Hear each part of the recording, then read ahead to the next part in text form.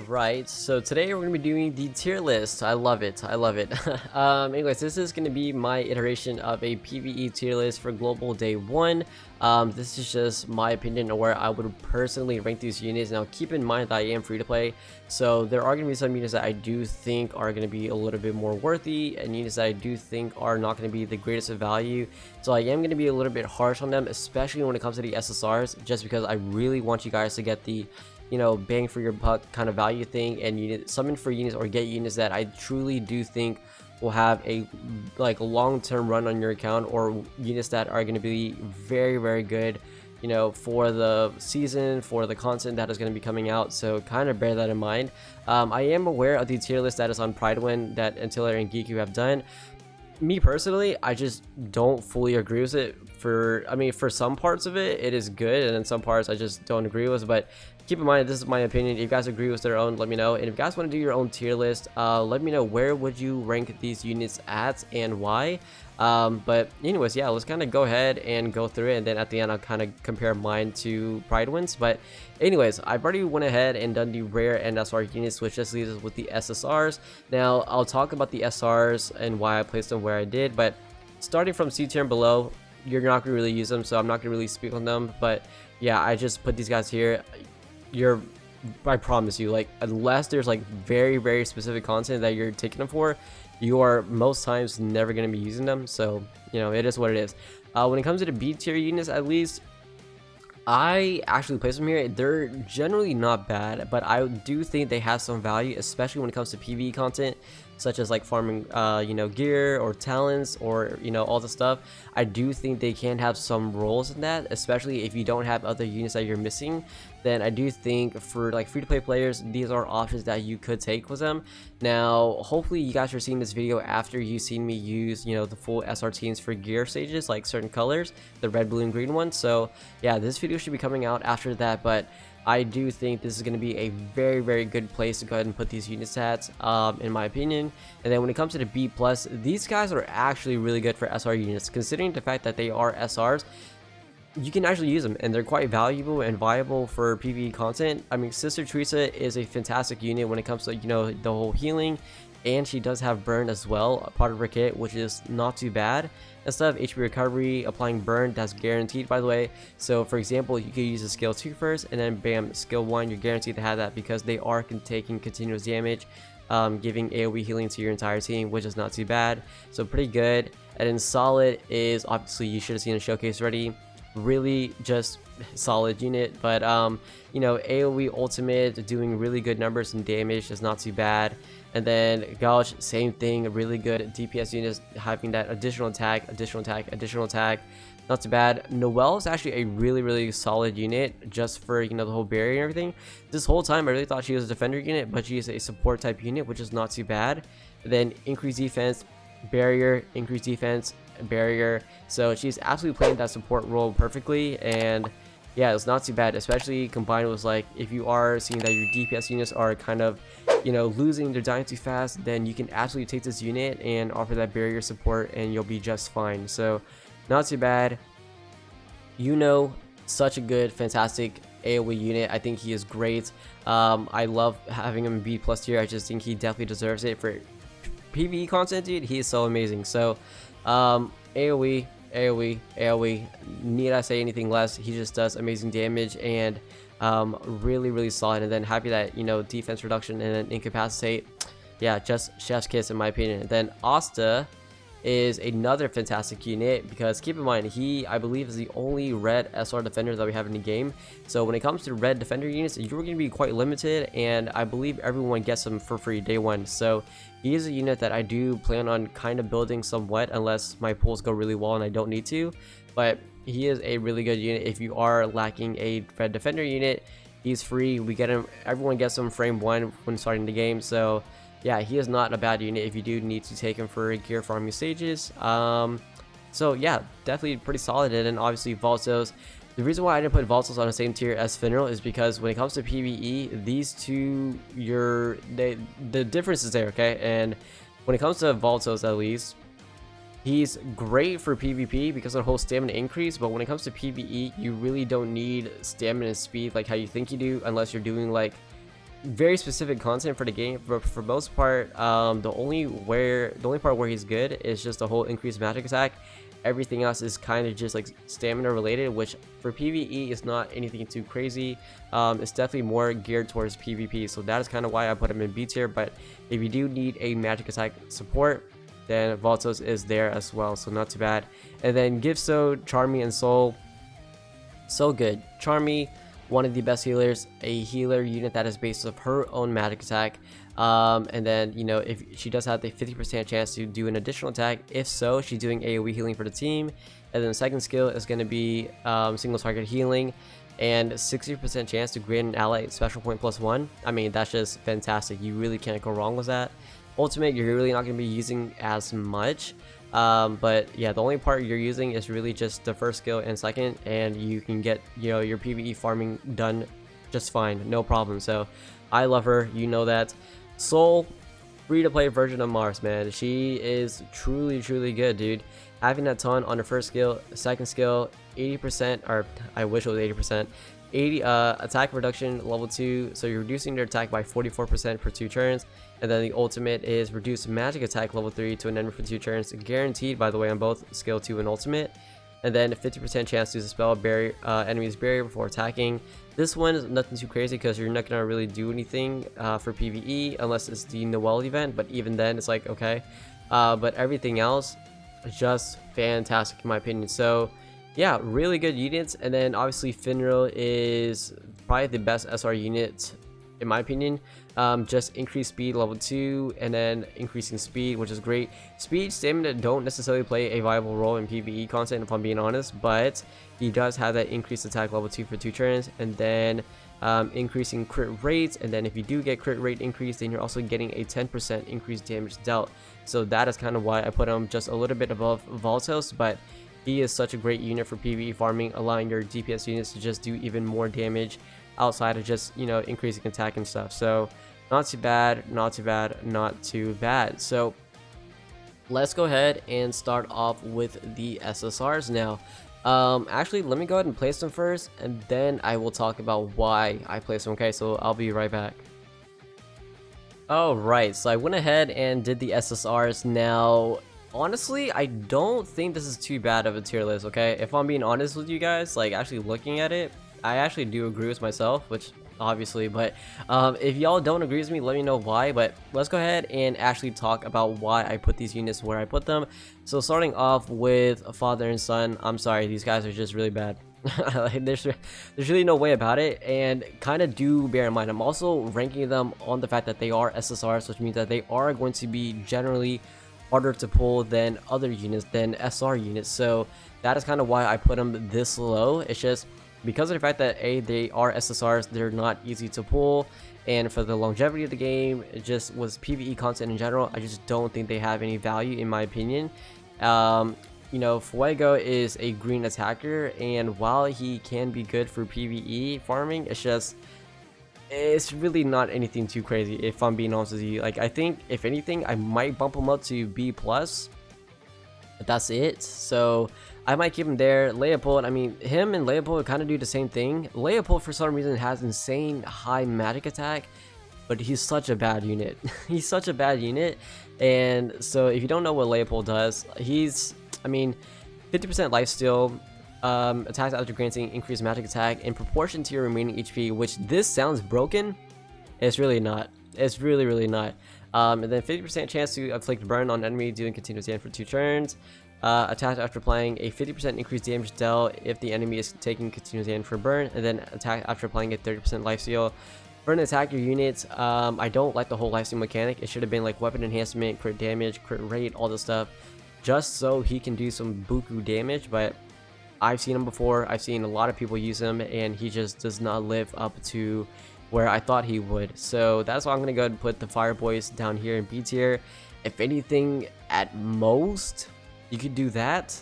I'm sorry, but I just don't see them being higher than B+ here in my opinion, considering the fact that they are SSR units. They're not easy to pull, and you know, now because like I guess I'm speaking from like a future point of view, because I know what's going to be dropping on global, you know, after these guys, after season 1 and everything, they're just not worth it. You're not really going to use them in my opinion. So yeah, that is why I put them in B tier. So, and then moving on to Nozel, he is probably the worst SSR in the game, if I'm being honest with you. He just doesn't do anything. I mean, for a debuff unit, he can kind of be good in some situations, but it's not like there aren't units that can do what he can do on a better scale, if that makes sense. Okay, so that is kind of why I put him in B tier, because he's an SSR, because of I know what units are dropping in the future, and the fact that, you know, he doesn't really do a lot in my opinion. That is kind of why I put him here in B tier, and I'm pretty sure a lot of y'all can agree with me. If you do play JP and KR, then you would know that these three guys kind of deserve this in my opinion. So let's move on to B+, where the only SSR I have in here is Veto. Now Veto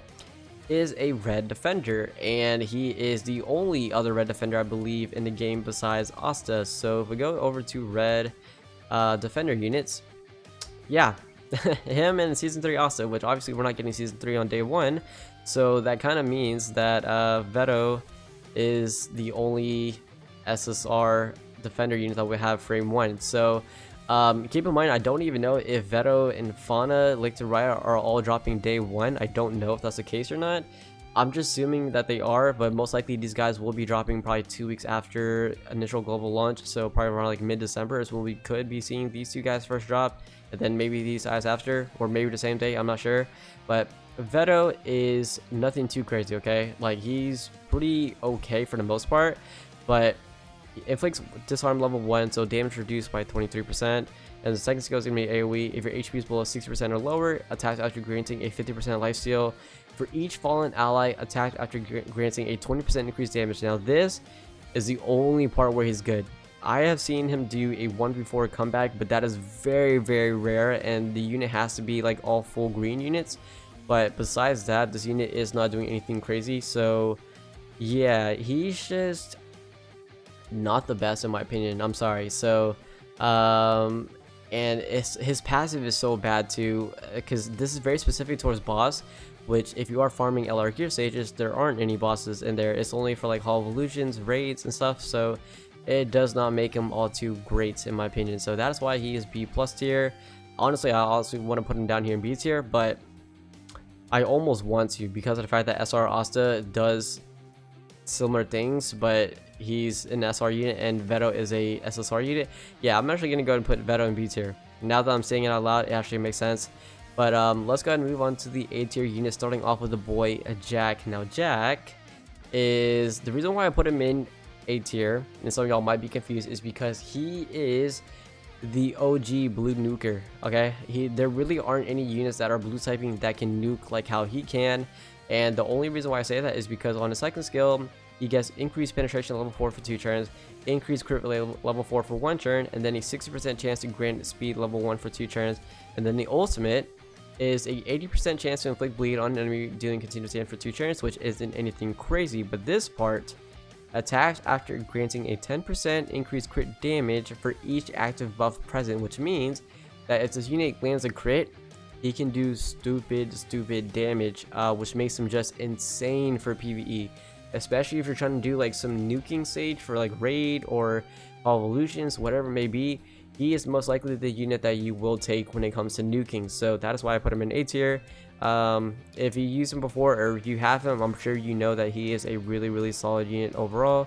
Not too bad. And then Sally, A tier, because she is the only red support unit, or she is the best, I'm sorry, she is the best red support unit for red typings, just because if all allies, I'm sorry, what is it? Grants all allies with the same attribute increased crit damage level 2, which means that if you are trying to run a nuking stage for a mono red team, then she is going to be the unit you want to take. And obviously, if y'all know this by now with season 2 Noel in Canada, you know that a lot of people tend to nuke her with Sally. So yeah, not too bad. Increased magic cycle level 4, increased crit rate level 4, and then extending your buff durations, which is not too bad, and then increasing all attack level 3. So really good, man. That is why she's A tier. Almost want to put her in S tier, which I might, but for now I'll leave her in A tier.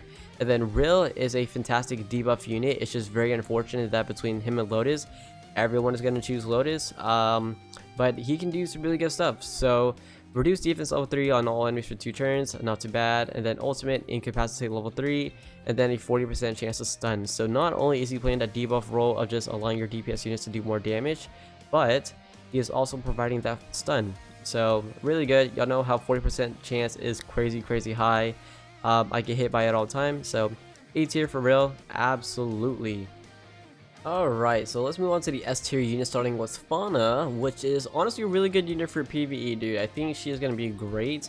Now, the only thing is that you have to bear in mind about your Gateway of Destiny, which a lot of us are probably going to be pulling either, most likely, for me personally, it's going to be Yami, but I think a lot of people are probably going to choose Yami as well, which if you are going to get Yami, then the value of Fauna kind of decreases. But if you don't get Yami from your Gateway of Destiny, or you just don't pull him in general, then Fauna is going to be a good unit you can have for PvE. She is great. She does amazing damage. Second skill is going to be AoE. Ultimate is going to be AoE as well. So you know that this unit can do numbers absolutely, and she's just going to make your farming faster. I mean, I've already talked about her before, but yeah, she just makes your farming a lot faster if you do pull her. Having 2 AoE skills that just do insane damage really does help. So yeah, but other than that, she doesn't really do anything else. I mean, if you are taking to your LR gear farming stages, then she's going to be getting that 7% favor damage dealt, which is quite nice. But yeah, pretty good. William Vengeance, right? A unit that is really good, but in the long term, right, he just doesn't really fit that role. Otherwise, I would have kept him in SS tier, but because he isn't, I'm actually going to leave him in S tier. Now, this unit is actually a whale unit, because if you do max him out at LR plus 5, this unit does end up becoming the fastest unit in the game, still to this day on JP and KR. So the reason why you don't see a lot of people use him is because of the fact that I just don't think people have him maxed out. But on global, if you do want to get this unit maxed out, then he is absolutely going to be a perfect unit to put in SS. But if not, then he's just going to be S tier, because of the fact that he does need to be maxed out LR plus 5 and everything in order to have that speed of 126, which is kind of broken. So yeah, but other than that, second skill is going to be great. Attack increase level 4, speed increase level 4, ultimate is going to be a fortified level 3, and then the counter attack. So I'm sure a lot of y'all know about the whole, you know, William and Red Yami combo to William procs his ultimate to get the counter attack to Red Yami, and then anytime Red Yami is hit, he counter attacks, which his skill 1 is AoE. So let's actually move on to the boy Yami now. First skill is going to be AoE, which is great, and then second skill is going to be single target. If they are having bleed on them, you are guaranteed a stun, which is great. So this is really good in like Hall of Illusions and stuff. If you do need to make sure you get that stun off, that's not too bad. And then you are attacking a boss, which is obviously Hall of Illusions raid. You are getting a 30% increased damage dealt, which is fantastic. So yeah, not too bad. And then the ultimate here is going to be single target, increased crit rate level 2, and then bleed. So not too bad. I wouldn't say he's exactly a nuker, but he can do damage, and you can get a stun off if you do get bleed on the enemy, which is not too bad. So yeah, pretty solid, not too bad. And then moving on to the boy Licht, which, where is he? Lotus is pretty good. He's nothing too crazy, and I'm actually contemplating yeah, I have to keep him S tier. I can't put him in A tier, but he is worthy of S tier. I mean, increasing crit rate level 3, second skill is going to be single target, increased crit rate level 2, and then defense penetration. Keep in mind, these are only staying on for the turn. It's not for like a whole 2 turns or anything. It's staying just for that 1 attack, and then it goes away, which is something I don't like, but it's fine. And then ultimate is going to be AoE. Attacks after granting a increased crit rate level 3. So enhanced passive is crit damage plus 10%, which is quite nice. And then he does have the immortality buff, which is really good. But I would like for his kit to kind of stay on for an extra 2 turns if possible, or like in a whole nother turn. I think that would have been would have made Licht a lot better, but yeah, unfortunately he is not. So he's S tier. And then Raya, the only reason why I put Raya in S tier is because he is going to be your PvE green nuker, okay? He is just doing buku damage, and if you do Hall of Illusions, I'm sure you know why you use this unit. So first skill is going to be AoE, which is also great. If he does have a buff, you're performing an additional attack, which is great, really good. Second skill, pretty bad. I mean, you're copying 2 of an enemy's buffs, which is nothing too crazy. When we first saw this for leaks, we thought this was probably the most broken thing in the game, but ended up not being. So there you go. Ultimate is going to be if you have 2 or more active buffs, perform an additional attack dealing 7% of magic and physical attack as an extra attack, and then you're attacking after granting a 15 increased damage dealt for each active buff present. Now this is where things kind of get crazy. Keep in mind that Jack is based off of crit damage. He is just straight out raw damage, so it's just like increased damage dealt no matter what. So that is why I place him in S tier. He is going to be your green nuker without a doubt, and plus he can do really good damage, which is not too bad. So passive is actually pretty good.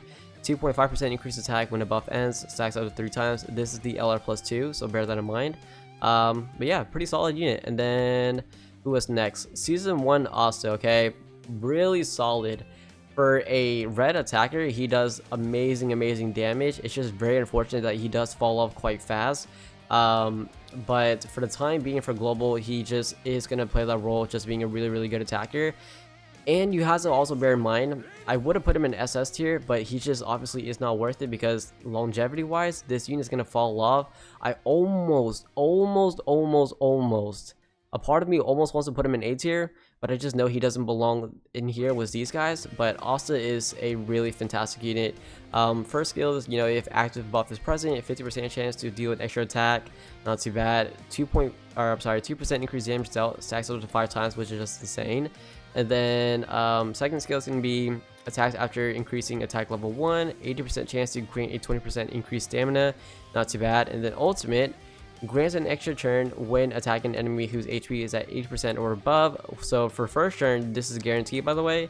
And then this part I'm not too big on, but if you are doing like, you know, raid or Hall of Illusions, then yeah, this can be very helpful. So that's not too bad. And then enhanced passive grants a 12% increased attack for 1 turn at the start of the wave.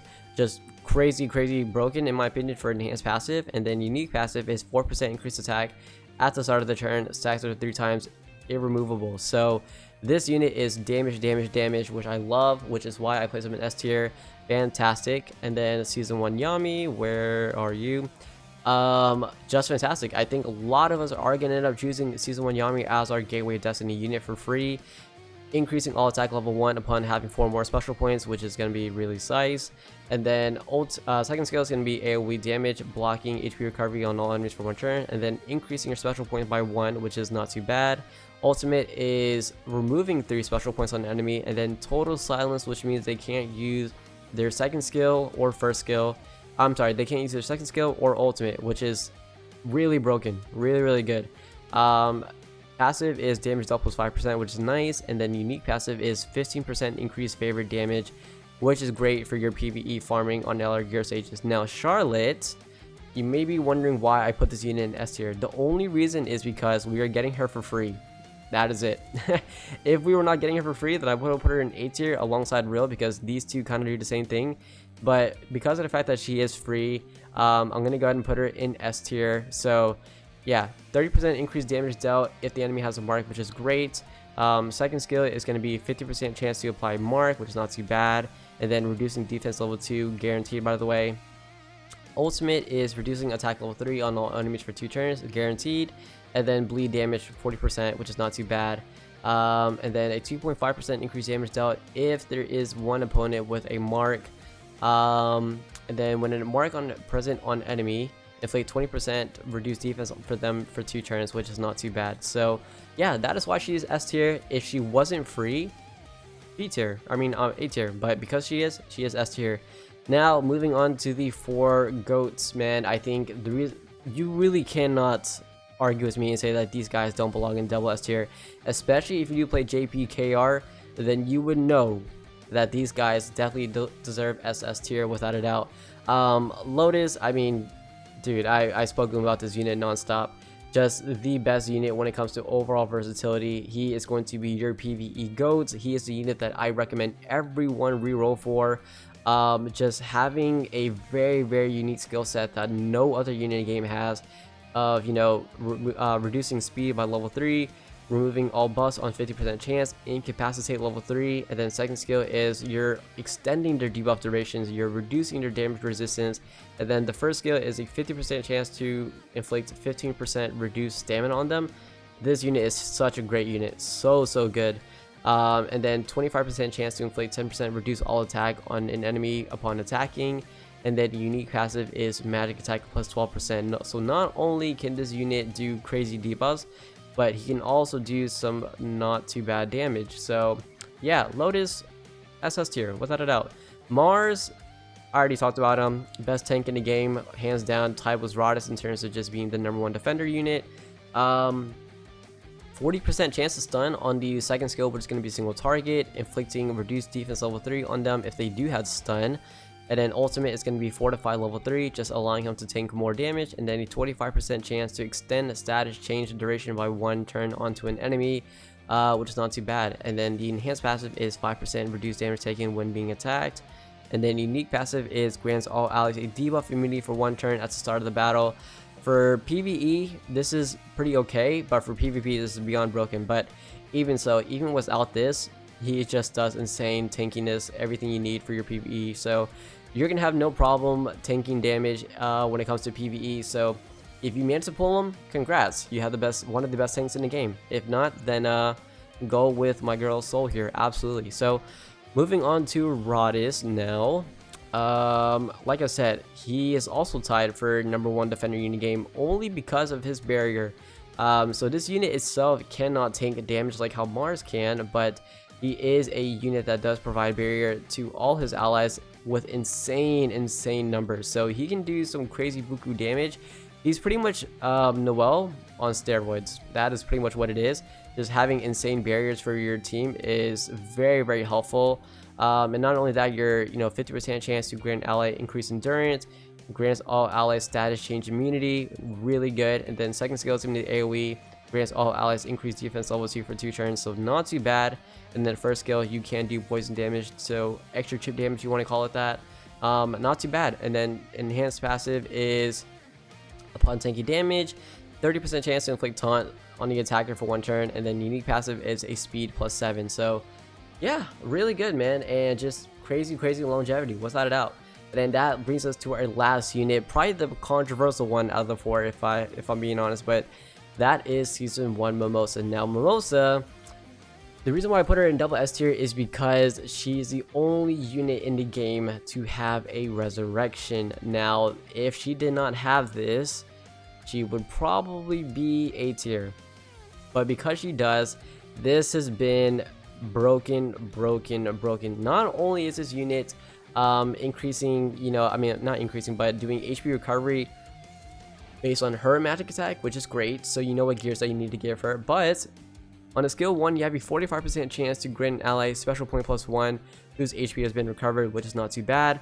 Second skill is going to be AoE healing, doing 120 of her own magic attack, and then extending buff durations by 1 turn to a specific ally of your choosing, and then grants all allies increased damage resistance level 2 for 2 turns. So really great, playing that support role on top of her crazy healings.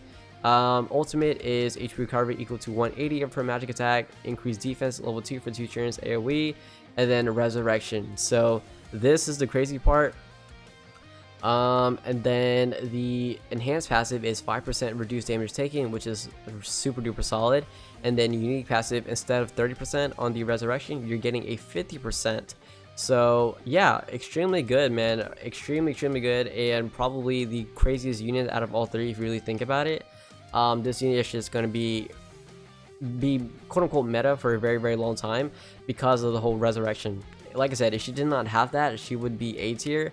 But because she does, you can spam this after, obviously getting your ultimate, and you're chilling. But yeah, that is going to be the global tier list PvE. Let me know your thoughts, and if you were to change any of these units, where would you place them? So I feel pretty comfortable where I put these guys. I think you guys will agree with me for the most part as well, but if you do disagree, let me know in comments. Make your own tier list as well. I'm very curious to see what you have to say. But in comparison to Pride Wins, man, I do think mine is a little bit better, dude, if I had to be honest with you. I'm sorry, man. As much as I love the boys at Pride Win and Geeku and all, yeah, I think my tier list is just a little bit better, but let me know what do y'all think. All right, I'll end it there. Y'all take care, everyone. Peace.